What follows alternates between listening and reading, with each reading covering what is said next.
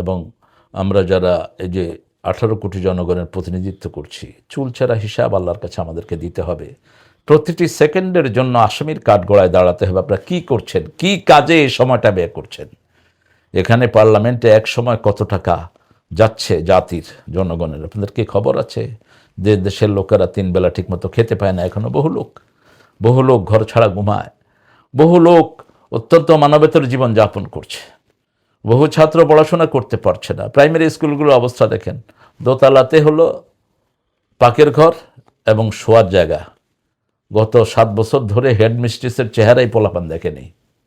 এগুলো আসতেছে, একজন টিচারে ক্লাস নেয়, 3-4টা নিয়ে ছুটি দিয়ে দেয়, 3টা পর্যন্ত খেলে বাড়ি চলে যায়।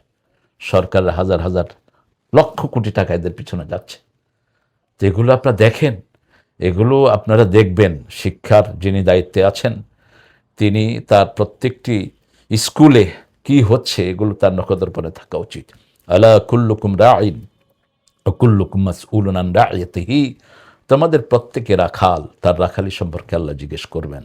রাউন মানে হলো যিনি তদারকি করবেন। রাখাল যেমন তার প্রত্যেকটি জানোয়ারের দিকে খেয়াল রাখে, ঠিক আপনি আপনার অঙ্গনের প্রত্যেকটি স্কুলের দিকে, প্রত্যেকটি জায়গার দিকে যিনি যে দায়িত্বে আছেন, যিনি যাতায়াতের দায়িত্বে আছেন তিনি সেটা করবেন, যিনি যে দায়িত্বে আছেন তার সেই দায়িত্ব তিনি পূর্ণ করবেন। এবং যারা এমপি হয়েছেন আল্লাহ তাদেরকে দায়িত্ব দিয়েছেন, ওই টেরিটরির, ওই এলাকার সব কিছুর দায়িত্ব আপনারা আঞ্জাম দিবেন।